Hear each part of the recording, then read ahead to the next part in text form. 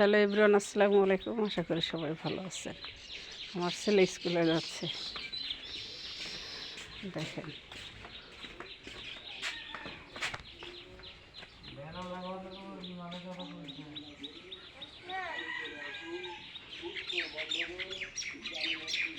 ওই যে ওর আব্বু আগে আগে যাইতেছে আর ও পিছনে পিছনে যাইতেছে।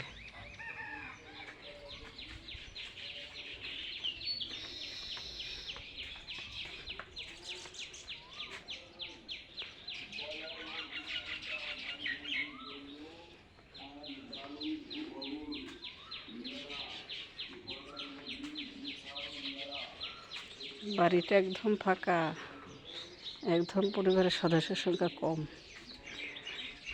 আমরা 3 জন, আমার শ্বশুর শাশুড়ি 5 জন। তারপর বাচ্চাটা স্কুলে গেল, সাথে ওর আব্বু গেল।